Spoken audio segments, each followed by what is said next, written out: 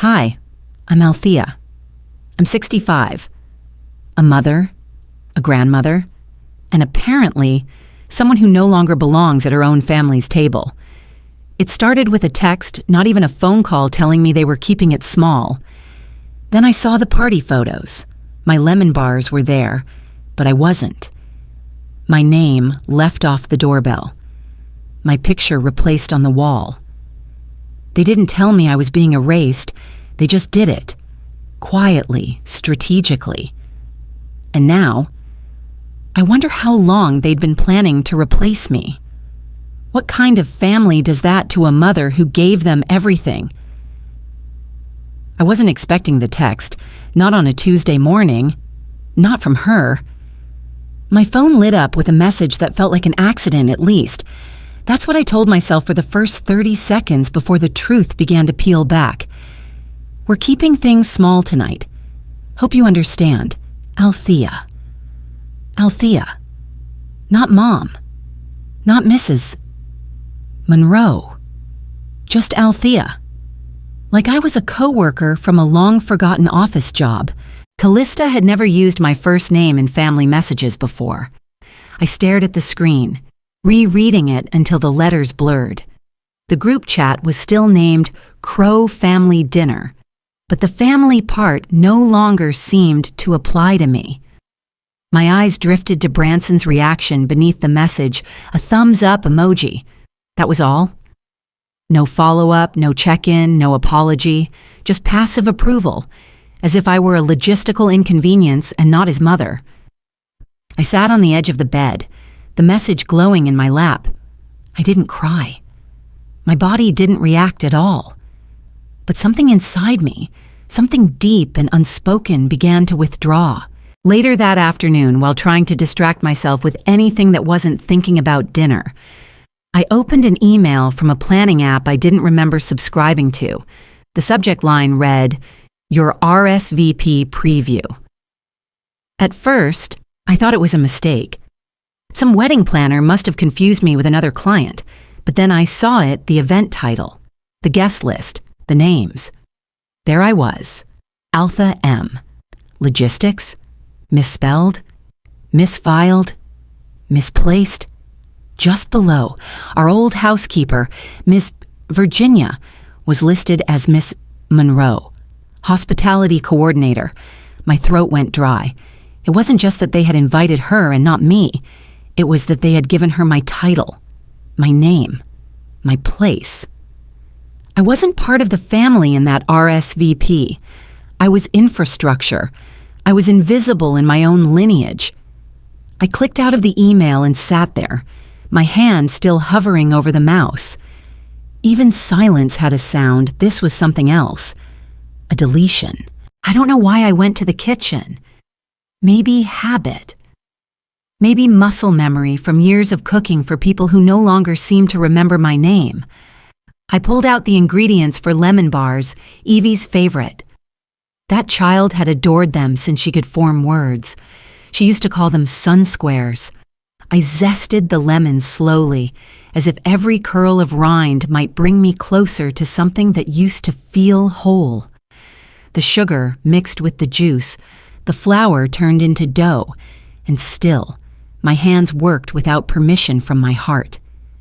The oven timer beeped loudly, yanking me from my haze. I stood there, heat rushing to my face, not from the oven, but from the realization that I was baking for no one. After I pulled the bars from the oven and placed them on a cooling rack, I went upstairs and opened the closet. I chose my favorite blouse, the cream one with lace detail, and buttoned it carefully. I put on the pearl earrings Jasper had given me for my 50th birthday before he left for college. I dusted my cheeks with blush and smoothed my hair. There was nowhere to go. I knew that. But looking like someone who had been discarded was a line I wasn't ready to cross. I printed the RSVP email, folded it cleanly, and slid it into my purse. Not because I needed it, but because it felt like evidence. Like something I might need to hold up later and say, "See, this happened." I wasn't imagining it. Evening arrived, as evenings do, slowly and without apology. I found myself in the car, driving toward Branson's neighborhood without fully deciding to. His street was lined with cars. I recognized Callista's friend Shireen's Lexus, the pastor's SUV, even Jasper's hybrid. They were all here. The driveway was full. Lights glowed from the back patio, and I could hear laughter carried by the wind, glasses clinking, plates scraping, music faintly playing something from Branson's college playlist. I didn't park in front. I stopped a block away, engine running, hands on the wheel, just listening. I didn't cry. I looked at the house I helped them buy. The porch I helped paint. The windows I'd once peeked through to check on Evie when she was learning to walk. And then I noticed it. Something small, but cutting. My name wasn't on the doorbell anymore. The drive down their street felt longer than usual. Maybe it was the silence in the car, or maybe it was the way my hands tightened on the steering wheel as I neared the house. The trees lining the sidewalk cast long shadows in the evening light shadows that seemed to stretch toward me like quiet accusations. Branson and Callista's house looked like it had been plucked from a magazine cover. The manicured lawn, the string lights on the porch, the dog barking at passing joggers, it was all perfect. Too perfect. Except for one detail, my name wasn't anywhere on it. I had helped them buy that house. I'd pulled from my retirement fund to make the down payment happen, telling myself it was an investment in my son's future. I remembered the night Branson called me, full of hope and panic, asking if I could float him until the mortgage cleared. Of course I said yes. I always said yes. But now, as I passed by slowly, their golden retriever Teddy, the same one I'd walked every morning when they were working double shifts, barked at my car like I was a stranger. Maybe I was. I parked half a block away, far enough not to be noticed, close enough to see everything. My headlights stayed off. The lemon bars sat on the passenger seat beside me, wrapped neatly in foil. They still smelled of sugar and citrus. Guests arrived in clusters, women in bright dresses, men carrying bottles of wine and trays of something sweet. They laughed easily as they hugged Callista at the door. Branson stood behind her, smiling, his hand on her back like a prop. Evie burst out the front door in a party dress covered in tiny daisies. She twirled in the driveway, her laughter like bells. My heart clenched at the sight of her. She didn't look around for me. No one did. I sank deeper into the driver's seat, my hands resting on the steering wheel. I didn't move. I didn't blink. I watched the front door close again and listened to the muffled sounds of a gathering I was no longer part of. The lemon bars remained untouched beside me. I looked down at them and felt something close to shame, though I wasn't the one who had done anything wrong. For a fleeting second, I considered walking up to the house, box in hand, pretending I didn't get the text that I had simply forgotten. I could knock, smile, and act surprised. No one would say anything to my face. They'd let me in out of politeness. But I knew what that kind of charity tasted like, and I wasn't hungry for it. I didn't stay away because of pride. I stayed away because dignity still meant something to me. I thought of the gift I'd sent earlier that week, a monogrammed leather planner, custom stitched with Branson's initials, something elegant and thoughtful. He'd always liked writing things down, just like I did. The card inside had said, "For all the plans you're making, don't forget where you began. Love, Mom." I didn't expect a thank you, but I didn't expect what I saw that night either. After most of the cars had gone and the laughter inside had faded to murmurs, I walked past their gate to clear my head. That's when I noticed the trash bin tucked near the curb, lid slightly open. The planner box was there, unopened, the card still sealed in the envelope, tossed like junk mail. I didn't reach in to grab it, and I didn't want to bring it home. I just stood there, staring.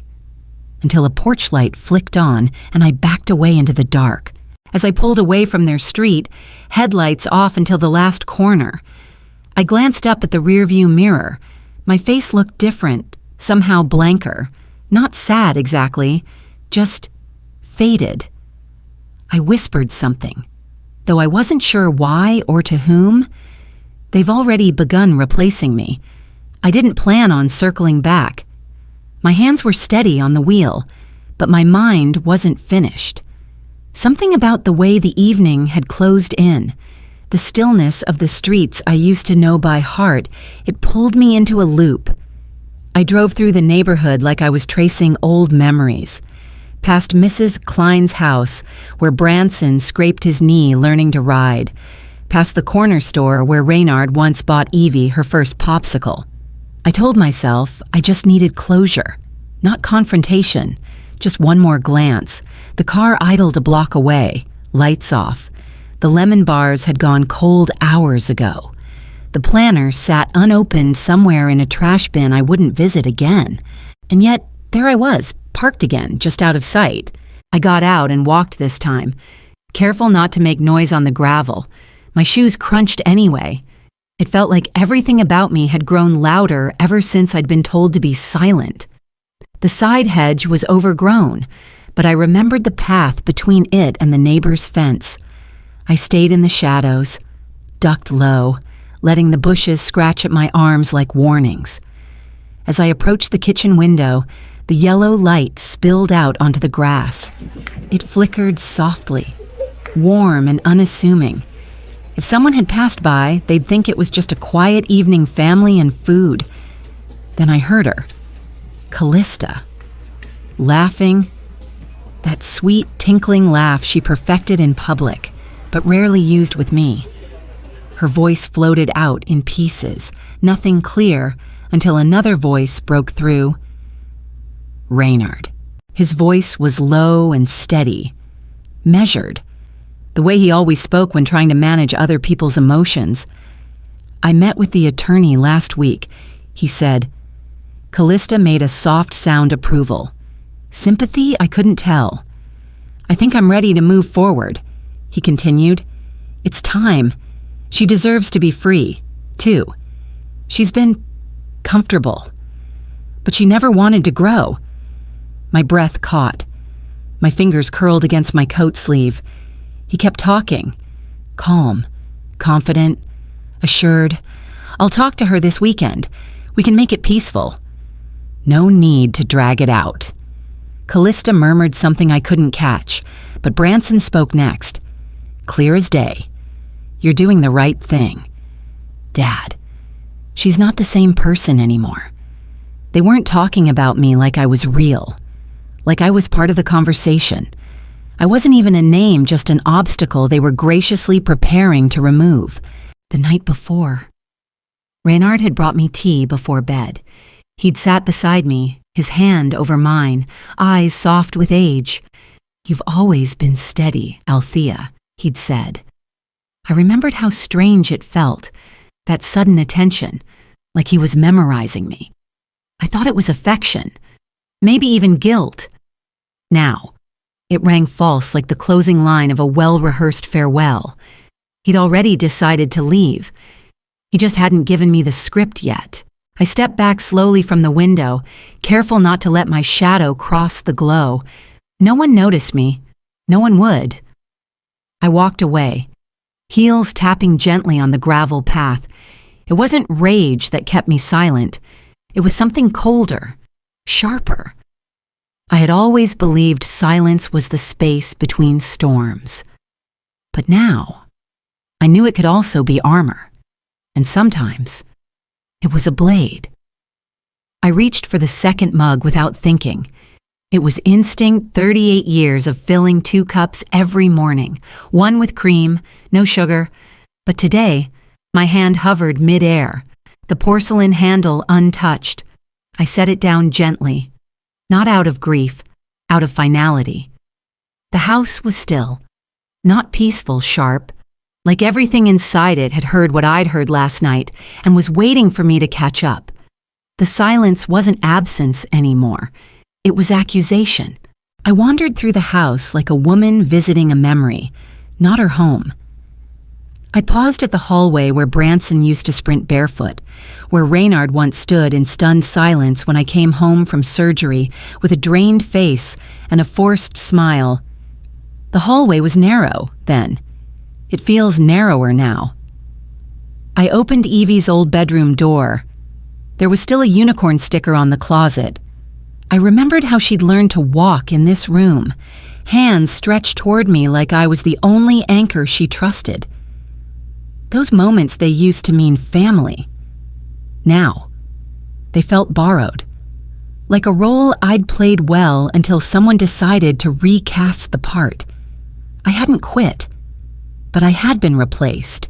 It was only when I sat at my desk and reached for a pen that I saw it, the old spiral notebook, the one I'd used to jot down frustrations I couldn't voice. I flipped through it slowly. Grocery lists, venting, a drawing Evie made of me with a superhero cape. Then I saw the line, scribbled across a page with smeared ink. She's the kind of woman who watches you drown and compliments your lipstick. I remembered writing that.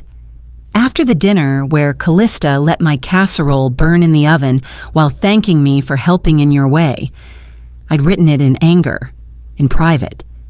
And now, somehow it had resurfaced.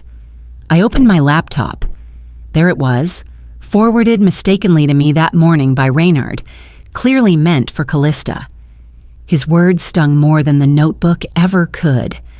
Althea's had a long history of emotional instability.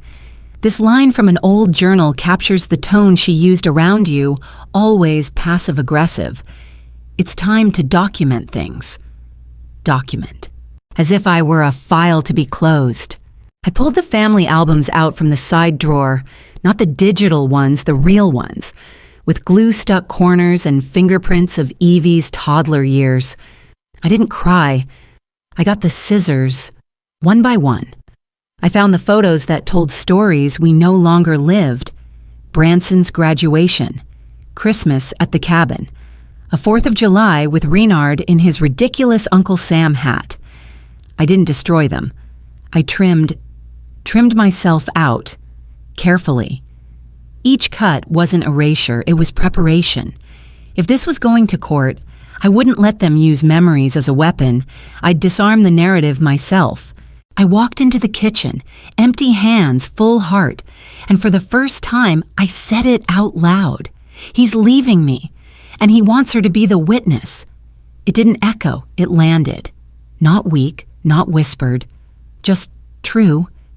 They didn't reach out. Not Branson, not Reynard. 2 days passed.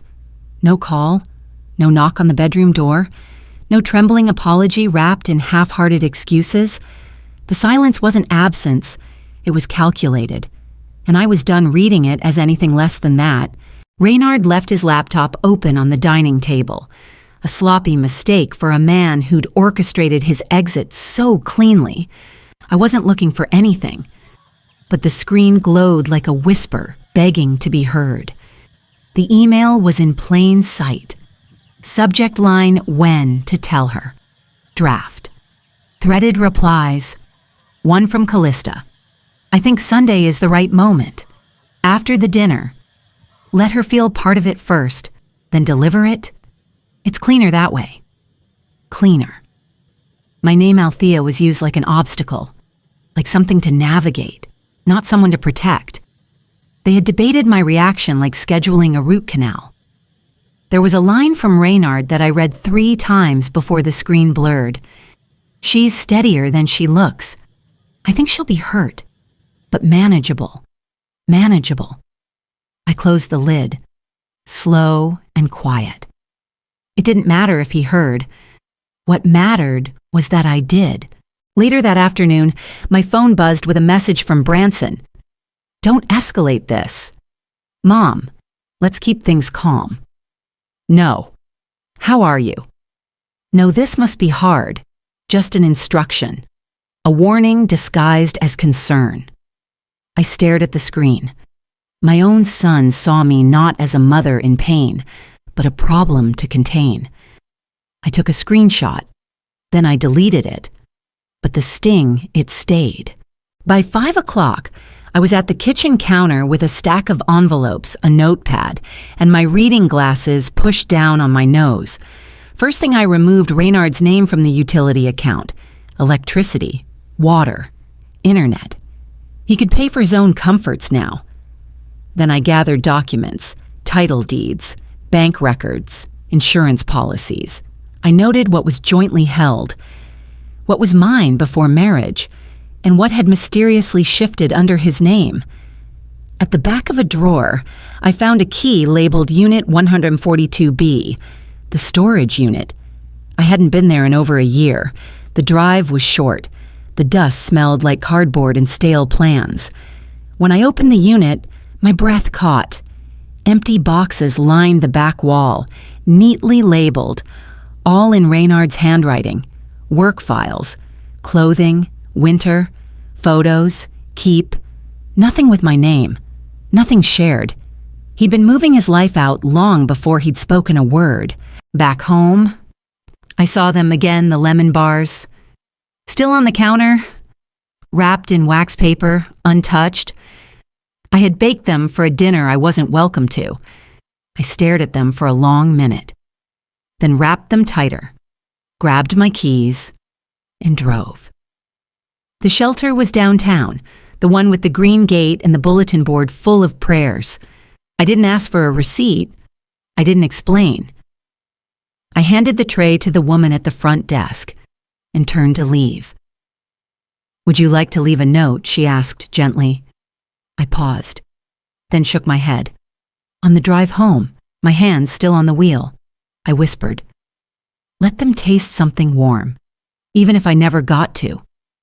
The city clerk's office smelled faintly of toner and lemon disinfectant. I stepped inside as though crossing into a courtroom, my spine straighter than usual, breath quiet and deliberate. I asked for property records under Branson's and Callista's names, pretending my voice didn't tremble. The young clerk, polite and efficient, tapped on her keyboard and turned the monitor toward me. And there it was, the title of the house, our gift to them after their wedding, listed under Reynard and Callista Monroe. No Branson, no me. My throat tightened, but I stayed silent. I asked if I could view prior financial transactions tied to the down payment. She printed a scanned check, my handwriting unmistakable. 5 years ago, $48,000 withdrawn from my personal savings and handed over with no contract, no condition, just love, just trust. I folded the copy into my purse, ignoring the burn at the corners of my eyes. I would not cry in a government office. I walked out into the daylight feeling like someone had just read my obituary aloud while I stood listening, still breathing, still here. The glow of my phone screen startled me later that evening as I scrolled aimlessly in the living room. A new post from Callista lit up the feed, a grid of elegant photos from the dinner I hadn't been invited to. String lights twinkling above their backyard, Evie in her blue dress, Branson and Callista clinking glasses. The caption read, "To family, found and forged, grateful beyond measure." She tagged the caterer, the florist, the DJ, even the bartender, but not me, not once. No mom, no acknowledgement of the woman who had hosted every single holiday before she arrived, who had folded Callista's laundry while she adjusted to motherhood. 300 likes in under an hour. Comments full of praise, such a beautiful modern family. You're such a graceful hostess, Callista. And the one that truly lodged itself in my chest. The new matriarch has arrived. I put down the phone, but the silence in the room screamed louder than any comment. I opened the photo again this time, looking past the people, focusing on the details. On the dessert table, near the corner, sat the same silver tray I had given Callista for their second anniversary. I'd picked it out with care hand-etched, bought from an antique dealer in Savannah. I had wrapped it in linen and added a note about family traditions. On that tray were store-bought cookies, not the lemon bars I'd baked. They hadn't even taken the foil off. I walked to the kitchen and stared at the batch I'd delivered to the shelter 2 nights earlier. No wonder they'd still been fresh. No wonder the women had asked for seconds. My offering had been intercepted and replaced, my gesture erased, substituted, and glossed over like an editing note.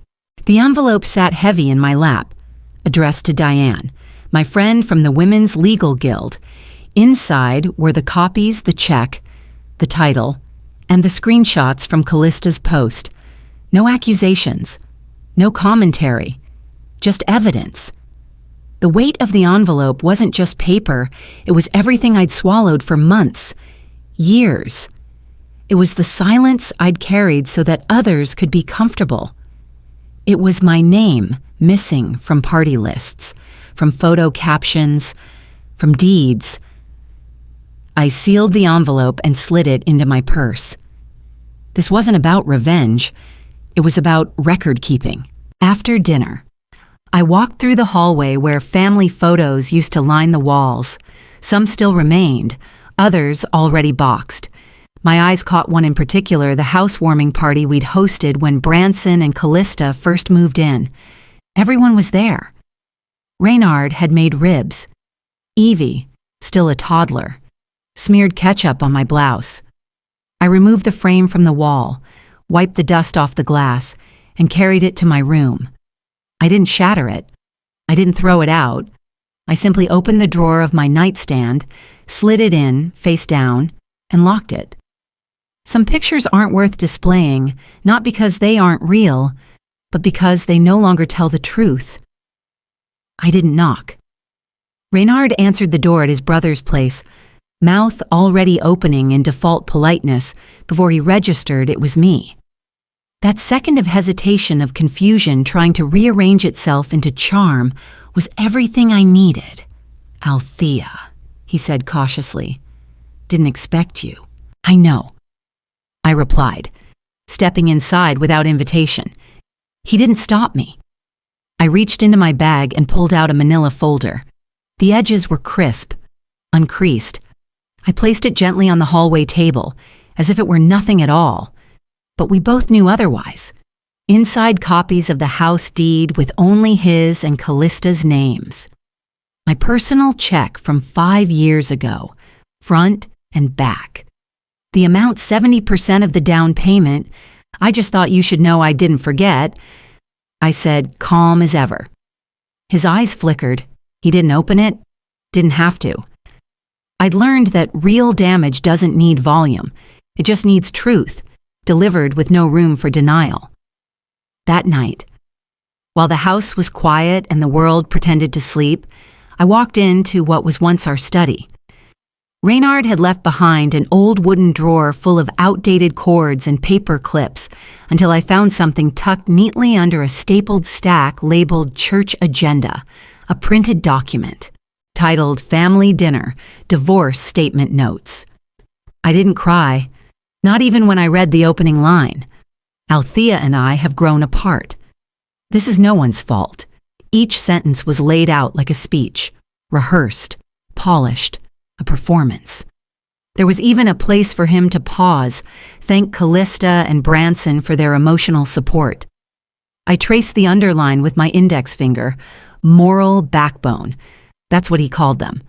I thought of how I'd spent the last 3 weeks losing sleep, trying to understand what went wrong. But all along, the final act had already been written. I just hadn't been given a script. Back at home, I sat on the couch scrolling through Branson and Callista's social media, not because I wanted to, because I needed to. There it was, their living room, their gallery wall. Photos of Evie in every season, Callista holding a champagne flute, Reynard with a birthday cake, group shots from holidays I hadn't been invited to. Then I saw it. One frame I recognized a silver-rimmed piece I'd given Branson for his college graduation. Once holding our mother-son photo at the university steps, now it showcased Callista and Evie, laughing in soft autumn light. My photo, gone. I let the silence in the house stretch thin, pulled out my laptop, and opened my cloud drive. The image was still there, Branson and me, arms slung around each other, cheeks pressed together in genuine joy. I printed it on thick matte paper, sealed it in a manila envelope, and addressed it to their home with no return name. Inside, I included a handwritten note on plain stationery. You may hang it, or not, but I won't let you rewrite me. I didn't sign it. I didn't need to. That afternoon, I returned to my attorney's folder. I added the printed deed again for formality, the email screenshots, the draft speech. I also inserted the printed photo note, not for legal use, but because it marked a shift. My story wasn't ending here. I drove to the bank and rented a safe deposit box under my name alone. Inside went the folder. What they had taken from me was real. But what I was reclaiming couldn't be measured in square footage or Instagram likes. This wasn't just about land or legacy. This was about memory, and I wasn't going to be edited out again. The invitation came in an email titled Family Brunch Celebrating Resilience. I stared at it for a long minute, waiting to feel something softer than fury. It never came. Callista's name was in the sender field, her usual over-polished tone shining through. She'd CC'd half the town church leaders, friends from her PR firm, neighbors I hadn't spoken to since Branson left for college. Reynard's name was there, too. Mine was absent except in the guest list, where I was wedged between Cousin Sally and +1 confirmed resilience. I closed the email and stood up slowly. I wasn't going to make peace. I was going to reclaim ground. I wore the muted blue suit Evie once called your armor, Grandma. It still fit. So did the silence as I pulled into their street and parked where the hedges met the sidewalk. The moment I walked in, the temperature shifted. Branson's smile faltered mid-sentence. Reynard pretended not to notice me, eyes fixed on the coffee urn. Callista met me with a tight-lipped grin and a champagne flute raised in mock welcome. Althea. Glad you could make it. No one said I couldn't. I answered. No one offered me a seat, so I stood. I wasn't here to be comfortable. The room buzzed with artificial warmth laughs too loud, toasts too rehearsed. A tray of deviled eggs passed me twice without pause. I didn't reach for one. I had come with my hands full of memory. Midway through the brunch, Callista clinked her glass for attention. I'd like to share something special, she said, smiling at her audience like a talk show host. The screen behind her flickered to life, revealing a tribute video titled The Crow Legacy Then and Now. Photos played in elegant dissolves. Evie learning to ride a bike. Callista and Branson holding hands at a charity gala. Reynard hugging Evie at her school recital. Not one image of me. Not a single shot. Except there. A tray of lemon bars in the corner of one frame, blurred and unnamed. I stood watching a version of our family where I never existed. When the video ended, applause broke out, polite and full of practiced affection. I didn't clap. I stepped forward. If this is the family we're celebrating, I said, voice steady, then perhaps I was never part of it to begin with. The room fell still. Branson looked down at his hands. Reynard's face drained of color. Callista held her glass, expression unchanged. Silence wrapped around us like a second skin. I reached into my purse, unfolded a single sheet of paper, and placed it on the table in front of Reynard.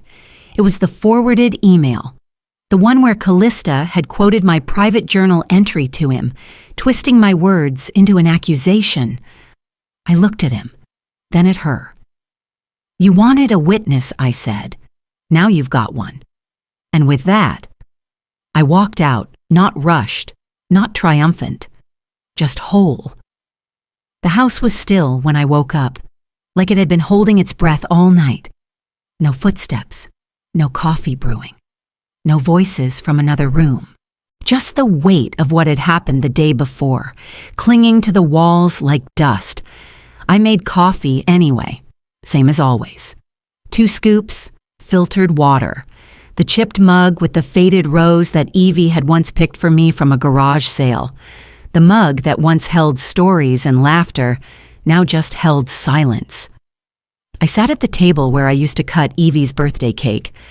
I remembered the year she cried because her balloon floated into the ceiling fan. I had climbed onto that same chair to untangle the ribbon while Branson rolled his eyes. Callista had smiled sweetly, but said nothing. Now, I stared at the same tabletop, sunlight hitting the grain just right. The phone didn't ring, no texts, no apologies, not even from Branson. The voicemail came just before noon. 1 missed call. No number saved. I played the message with no expectations, already assuming it would be a robocall, maybe a solicitor. Instead, a tiny voice crackled through, "Hi, Grandma. I saw you yesterday. I wanted to sit by you. That was all, just 10 words. But I played them again. Then again. Evie had seen me. She had wanted to sit beside me, and no one had let her. I held the phone like a relic. My hand trembled not from anger, but something harder to name. That voicemail was the only acknowledgement from the entire family. I didn't cry. I didn't call back. But I didn't delete it either. I opened the file drawer I had labeled last week. Legacy. Mine. Inside were printed emails, timelines, handwritten notes from old planners.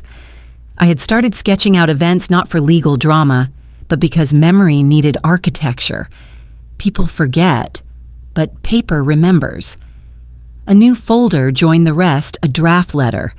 It wasn't addressed yet, and it wouldn't be sent. Not now. But I needed to write it. Not to threaten, to confirm. I wrote down dates, statements, the moments they tried to erase and the evidence that said otherwise. And as I wrote, I felt something unexpected. Relief. Not because it was over, but because I was no longer trying to prove anything to people who had already chosen to forget me. Later that day, a cousin texted me. Maybe this wasn't the right way. Thea. No follow-up. No check-in. Just a subtle slap wrapped in passive advice. No one asked what Reynard had done, or what Callista had said, or how it felt to be scrubbed out of history like a red wine stain. They only cared that I had made it public, because public meant messy, and messy meant inconvenient. For them, not for me. Dinner time came and went. I set the table out of habit just one place. As I reached for a plate, it slipped from my hand, hit the edge of the counter, and shattered. The sound was sharp, decisive. I stared at the fragments on the floor. I didn't clean them up right away.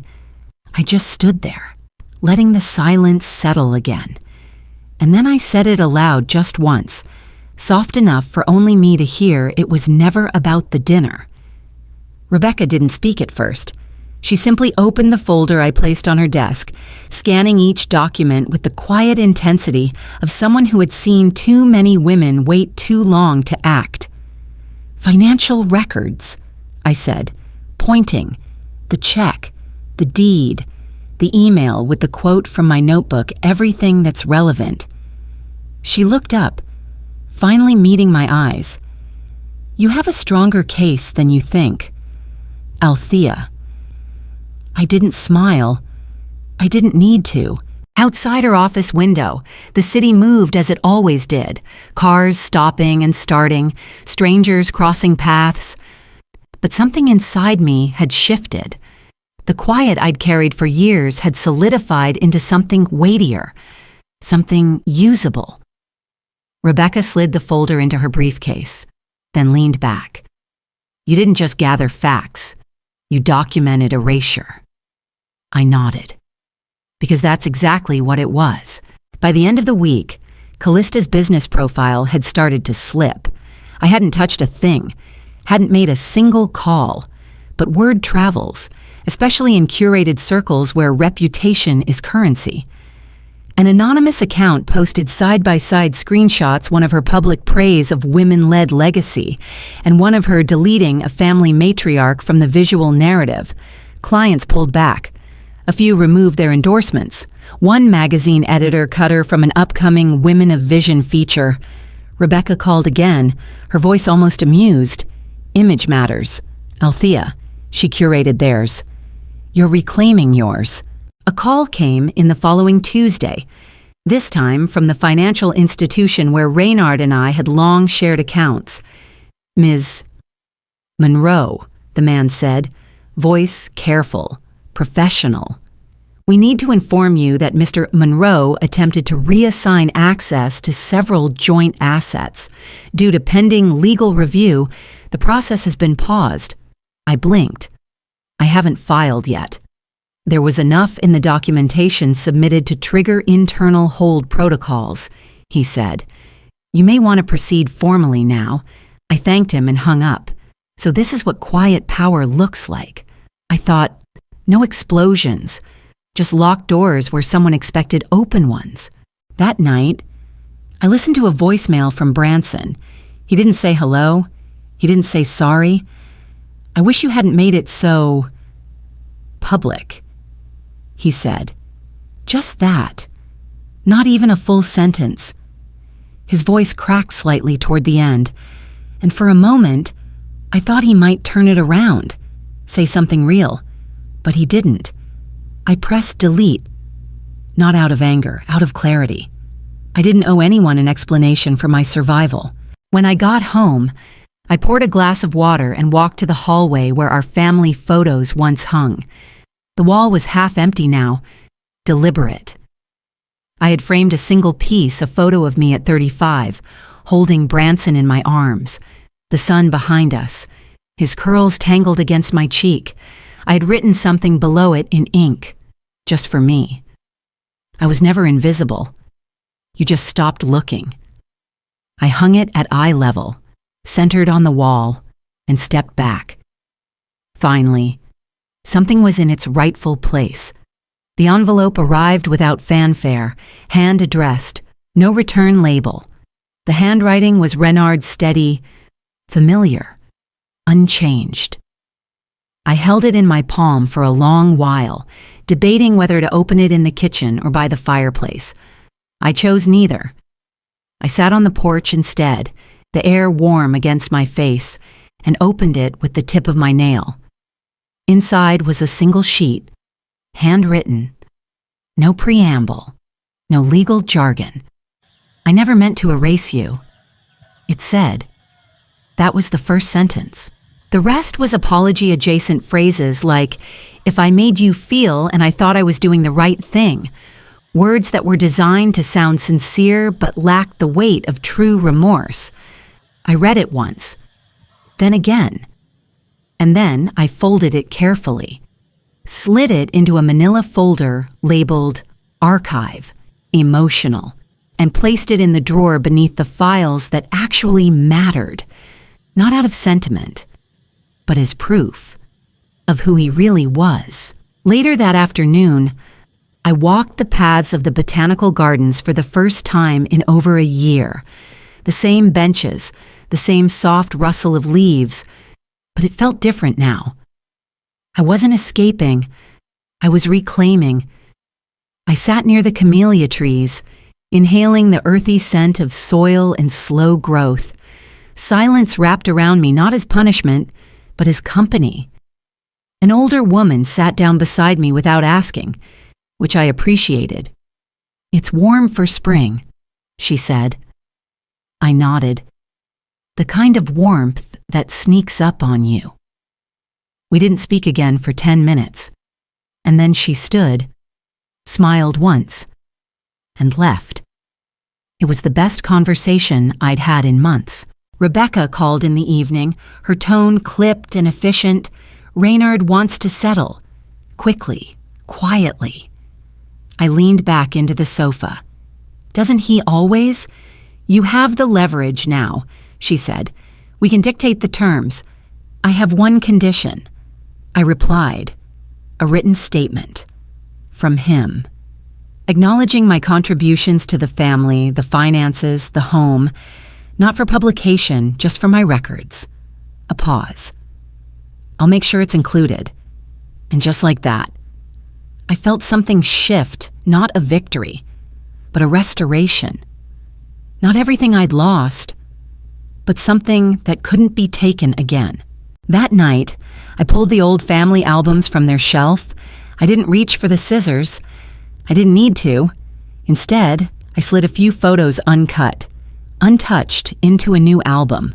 One I labeled in gold ink "What I Survived." Me holding Evie. Me laughing with Branson before college. Even one of Reynard, arm around me, back when his eyes still looked directly into mine. I didn't include them because I forgave them. I included them because I survived them. The sun dipped low across the garden, and I stepped out onto the porch with a cup of tea. No calls, no texts, just wind, just space. For the first time in a long while, I didn't hope anyone would reach out. This peace wasn't given. It was earned. The cottage wasn't grand. It didn't have the high ceilings or manicured hedges I used to think mattered. But when I walked through its front door for the first time, barefoot and carrying only 2 suitcases and a tin of lemon bars, it felt like breath after too long underwater. I painted the kitchen wall lilac, even though it clashed slightly with the tile. I repotted the plant Branson gave me years ago. It had nearly died, but a bit of pruning and light brought it back. This silence didn't echo like the last one. It didn't accuse. It simply existed, gentle, warm, mine. I sat by the window with a pen and paper and wrote a letter to Branson. Not a demand, not a wound laid bare, just the truth. I raised you with love. What you do with it now is your choice. I wrote the date, folded it. I didn't mail it. I tucked it between the pages of a novel I used to read him before bed, where a knight loses his sword but finds his name. It wasn't for him. It was for me. Ellen showed up on a Sunday morning with jasmine tea and a hesitant smile. "I wasn't sure if you'd want company," she said. "I don't," I replied. Then I opened the door wider and let her in. We sat at the table. She didn't apologize for Reynard. That wasn't her role, but she apologized for her silence. "I see you now," she said quietly. I stirred honey into my tea and answered, "I always saw myself." That was the difference. We didn't cry. We didn't hug. But when she left, I saved the teacup she used. Not out of nostalgia, but because something real had happened at that table. The guest room became a studio. I didn't plan it. One morning, I cleared out the boxes, opened the window, and let the sea air in. I painted in watercolors, soft strokes, nothing deliberate, just what my hands wanted to say. One piece stood out a single chair facing the ocean. No people, no noise. I titled it, "Still Here," and leaned it against the wall. I didn't need to hang it. Its presence was enough. Mornings became rituals. Tea first, then a walk to the garden, sometimes a book, sometimes just the breeze. One morning, an email came from the local community center. They were launching a program for older women mentoring those rebuilding after loss, divorce, displacement. I stared at the screen for a long time, then I clicked reply and typed one word, yes. I walked outside, stood barefoot in the grass, and looked toward the horizon. I thought the story ended when they walked away. I whispered. Turns out, it began when I did. They say silence is weakness, but I've learned that sometimes silence is strategy. And strength doesn't always look like shouting. It often looks like walking away with your head high, knowing you could have burned it all down, but chose to rebuild instead. If you've ever felt replaced, overlooked, or erased in your own family, this story was for you. You are not invisible.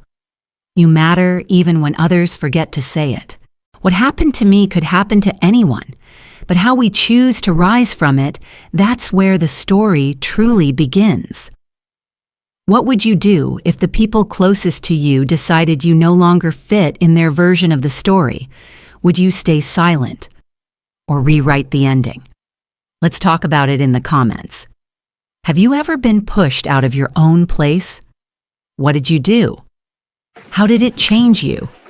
Drop a 1 if this story touched something in you, or let me know where you're watching from. And if you didn't love the video, tell me why. I'm here to listen. And hey, if this story found you at just the right time, don't forget to hit that subscribe button so you never miss another story that might just help you rewrite your own.